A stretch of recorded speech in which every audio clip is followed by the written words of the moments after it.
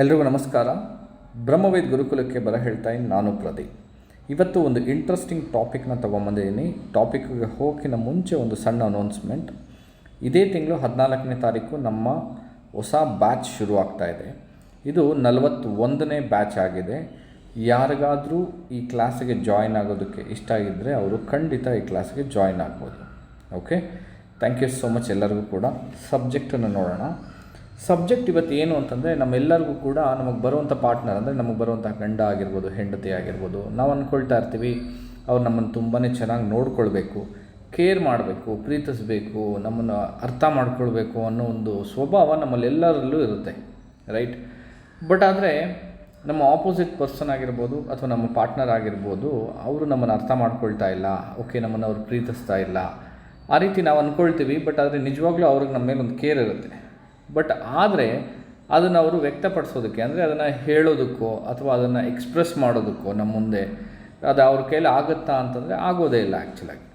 So ಅದು ಯಾತಕ್ಕೋಸ್ಕರ, ಅದರದ್ದು ಕಾರಣಗಳೇನು ಅನ್ನೋದನ್ನು ಇವತ್ತು ನಾನು ತಿಳಿಸ್ಕೊಡ್ತಾ ಇದ್ದೀನಿ ನಿಮಗೆ. ಸೊ ಈ ಜಾತಕ ಬಂದು ಒಂದು ಹೆಣ್ಣಿನ ಜಾತಕ. ಈ ಜಾತಕವನ್ನು ನೀವು ಅಬ್ಸರ್ವ್ ಮಾಡಿದ್ರೆ ಸಾಕು, ನಿಮಗೆ ಗೊತ್ತಾಗುತ್ತೆ ಇವ್ರಿಗೆ ಆ ಪ್ರೀತಿ ಅನ್ನೋ ಒಂದು ವಿಚಾರ ಆಗಿರ್ಬೋದು ಅಥವಾ ಲವ್ ಲೈಫ್ ಆಗಿರ್ಬೋದು, ಸೊ ಇಂಥ ವಿಚಾರಗಳನ್ನು ಈಸಿಯಾಗಿ ಎಕ್ಸ್ಪ್ರೆಸ್ ಮಾಡೋದಕ್ಕೆ ಬರೋದಿಲ್ಲ. ಅದರಿಂದನೇ ಇವರ ಫ್ಯಾಮಿಲಿಯಲ್ಲಿ ಕೆಲವೊಂದು ಡಿಸ್ಟರ್ಬೆನ್ಸು, ತೊಂದರೆಗಳನ್ನು ಇವರು ಅನುಭವಿಸ್ತಾ ಇದ್ದಾರೆ. ಬಟ್ ಅದಕ್ಕೆ ಕೆಲವು ಕಾರಣಗಳು ಕೂಡ ಜಾತಕದಲ್ಲಿದೆ. ಅದನ್ನು ಕೂಡ ನಾನು ನಿಮಗೆ ಇವತ್ತು ತೋರಿಸ್ತೀನಿ ಮತ್ತು ಎಕ್ಸ್ಪ್ಲೈನ್ ಮಾಡ್ತೀನಿ. ಎಲ್ಲೂ ಕೂಡ ಸ್ಕಿಪ್ ಮಾಡ್ತೀನಿ ಈ ವಿಡಿಯೋನ ಕಂಪ್ಲೀಟಾಗಿ ನೋಡಿ, ಓಕೆನಾ? ರೈಟ್.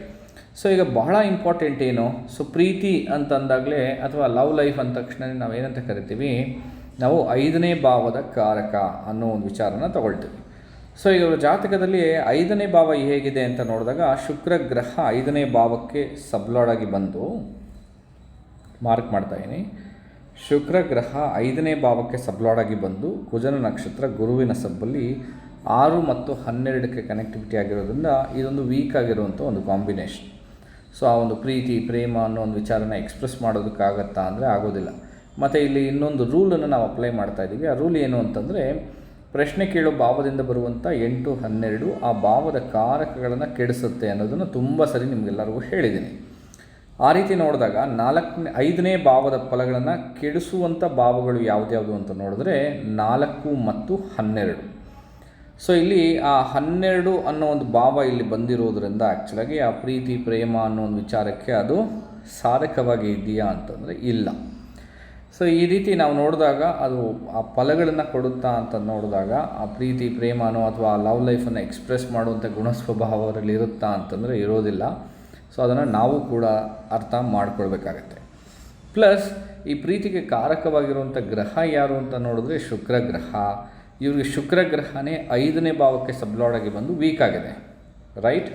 ಸೊ ಅದಾದಮೇಲೆ ಎಲ್ಲವನ್ನು ಅನುಭವಿಸೋದು ಯಾರು ಅಂತ ನಾವು ನೋಡಿದಾಗ, ಎಲ್ಲವನ್ನು ಅನುಭವಿಸೋದು ಯಾರು ಅಂದರೆ ಲಗ್ನ ಭಾವ.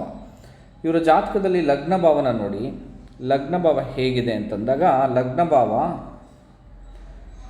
ಇವರ ಜಾತಕದಲ್ಲಿ ಶನಿ ಸಬ್ಲಾಡ್ ಆಗಿ ಬಂದು ಶನಿಯ ನಕ್ಷತ್ರದಲ್ಲೇ ಇದ್ದು ರಾಹುವಿನ ಸಬ್ಬಲ್ಲಿ 1, 4 ಮತ್ತು 10ಕ್ಕೆ ಕನೆಕ್ಟಿವಿಟಿನ ತೋರಿಸ್ತಾ ಇದೆ. ಇಲ್ಲೂ ಕೂಡ ಲಗ್ನ 5ನೇ ಭಾವಕ್ಕೆ ವ್ಯಯ ಇದೆ, ರೈಟ್? ಸೊ 5ನೇ ಭಾವದ ಕಾರಕಗಳನ್ನು ಕೆಡಿಸುವಂಥ ಭಾವಗಳು ಯಾವುದ್ಯಾವುದು, 4 ಮತ್ತು 12 ಅಂತ ಹೇಳಿದ್ದೆ. ಸೊ ಇಲ್ಲಿ ನೋಡಿದಾಗ ಇಲ್ಲೂ ಕೂಡ 4 ಮತ್ತು 10 ಇರೋದರಿಂದ ಆ ಫಲಗಳನ್ನು ಇವರು ಅನುಭವಿಸೋದಕ್ಕಾಗತ್ತಾ ಅಂದರೆ ಇಲ್ಲ. ಆ್ಯಕ್ಚುಲಾಗಿ ಜನರಲಾಗಿ ನಾವೇನು ಹೇಳ್ತೀವಿ ಅಂತಂದರೆ ಒಂದು ಕಾಂಬಿನೇಷನ್ಸ್, ಓಕೆ? ಸೊ ಲಗ್ನ ಭಾವ ಏನಾದರೂ 4, 6, 8, 10ಕ್ಕೆ ಕನೆಕ್ಟಿವಿಟಿ ಇದ್ದು, ಅಥವಾ ಲಗ್ನ ಭಾವಕ್ಕೆ ಶನಿನೇ ಸಬ್ಲಾಡ್ ಆಗಿ ಬಂದು ಸ್ವಂತ ನಕ್ಷತ್ರದಲ್ಲೋ, ಈ ರೀತಿ ಸ್ವಂತ ನಕ್ಷತ್ರದಲ್ಲೋ ಇದ್ದಾಗ, ಅಥವಾ ಶನಿನೇ ಸಬ್ಲಾಡ್ ಆಗಿ ಬಂದು ಕೇತುವಿನ ನಕ್ಷತ್ರದಲ್ಲೋ, ಸೊ ಈ ರೀತಿ ಕಾಂಬಿನೇಷನ್ ಸ್ವಲ್ಪ ಚೇಂಜ್ ಆಗ್ಬೋದು. ಕೇತು ಸಬ್ಲಾಡ್ ಆಗಿ ಬಂದು ಶನಿನ ನಕ್ಷತ್ರ ಕೂಡ ಬರಬಹುದು. ಬಂದು 4, 6, 7, 8 ಮತ್ತು 10 ಈ ಭಾವಗಳು ಕನೆಕ್ಟ್ ಆದ್ರೇ ಅವ್ರಿಗೆ ಸ್ವಲ್ಪ ಈ ಲವ್ ಲೈಫಲ್ಲಿ ಸ್ವಲ್ಪ ಅಷ್ಟು ಇಂಟ್ರೆಸ್ಟ್ ಇರೋದಿಲ್ಲ, ಅಥವಾ ಅವ್ರಿಗೆ ಎಕ್ಸ್ಪ್ರೆಸ್ ಮಾಡೋದಕ್ಕೆ ಬರೋದಿಲ್ಲ, ಅಥವಾ ಅವ್ರಿಗೆ ಜನರಲಾಗಿ ನಾವು ಒಂದು ಇದನ್ನು ಹೇಳ್ತೀವಿ, ವೈವಾಹಿಕ ಜೀವನದಲ್ಲಿ ಸೆಕ್ಷುವಲ್ ಲೈಫ್ ಅನ್ನೋದು ಬಹಳ ಇಂಪಾರ್ಟೆಂಟ್. ಇದು ಸ್ವಲ್ಪ ವಿಯರ್ಡ್ ಆಗಿರ್ಬೋದು ನಿಮ್ಗೆ ಕೇಳಿಸ್ಕೊಳ್ಳೋದಕ್ಕೆ, ಬಟ್ ಒಂದು ಎಜುಕೇಷನಲ್ ಪರ್ಪಸ್ಗೋಸ್ಕರ ಇದನ್ನು ನೀವು ಕೇಳಿಸ್ಕೊಳ್ಳಿ. ಸೊ ಅವ್ರಿಗೆ ಜನರಲಾಗಿ ಇದು ಸೆಕ್ಷುವಲ್ ಲೈಫಲ್ಲೂ ಕೂಡ ಅವ್ರಿಗೆ ಅಷ್ಟು ಇಂಟ್ರೆಸ್ಟ್ ಇರುತ್ತಾ ಅಂದರೆ ಇರೋದಿಲ್ಲ. ಸೊ ಇದೆಲ್ಲನೂ ಕೂಡ ಇನ್ಕ್ಲೂಡ್ ಆಗುತ್ತೆ.